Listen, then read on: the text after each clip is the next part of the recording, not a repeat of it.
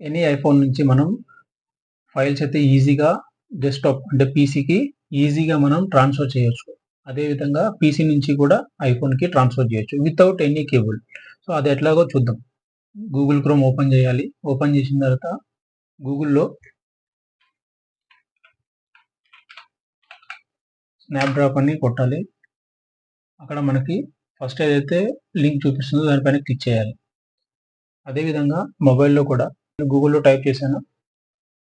దానిపైన అందులో మళ్ళీ ఏదైతే ఫస్ట్ వస్తుందో దాన్ని సెలెక్ట్ చేసుకుంటే ఈ 2 పేర్ అయిపోతాయి.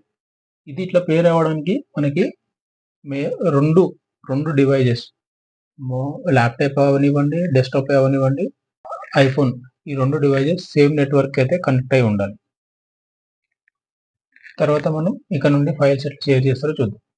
ఇక్కడ దీని నేమ్ వచ్చేసి ప్లమ్ రెప్టైల్ అని వచ్చింది. దీనిపైన క్లిక్ చేస్తే మనకి photo library, take photo or video అని వస్తది. చూస్ ఫైల్స్ అని వస్తది. సో ఈ 3 టైప్స్‌లో మనం ఫైల్స్ అయితే షేర్ చేసుకోవచ్చు. ఫోటో లైబ్రరీలో చూద్దాం. సో ఇందులో ఇది నా గ్యాలరీలో ఉన్నాయి. ఏదైతే ఈ పిక్చర్ ఉందో దీన్ని నేను సిస్టమ్‌లో ట్రాన్స్‌ఫర్ చేయాలనుకుంటున్నా. సో ఇది సెలెక్ట్ చేసుకొని యాడ్ అనే బటన్ పైన క్లిక్ చేస్తే వితిన్ ఫ్రాక్షన్ ఆఫ్ సెకండ్స్‌లో అది మనకి ట్రాన్స్‌ఫర్ అయితే అయిపోతుంది. అదేవిధంగా ఇంకొక ఇమేజ్ చూస్తాం. సేమ్ ఇంకొకటి దీన్ని కూడా యాడ్ కొట్టేస్తే ఇమ్మీడియేట్‌గా అంటే 1.4 ఎంబీ ఉంది. 1.4 ఎంబీ వితిన్ 2 to 3 సెకండ్స్‌లో మనకి ట్రాన్స్‌ఫర్ అయితే అయింది. సేవ్. అదేవిధంగా సిస్టమ్ నుంచి కూడా మన మొబైల్‌కి ట్రాన్స్‌ఫర్ చేయాలనుకుంటే కూడా ఈజీగా చేయొచ్చు.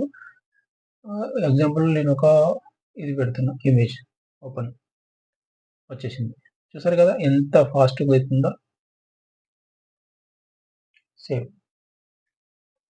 సో చూసారు కదా ఫ్రెండ్స్, ఈ వీడియో నచ్చినట్లయితే ప్లీజ్ లైక్ చేయండి, సబ్స్క్రైబ్ చేయండి. మీ ఐఫోన్ యూజర్ ఫ్రెండ్స్ ఎవరైతే ఉన్నారో వాళ్ళకి షేర్ చేయండి.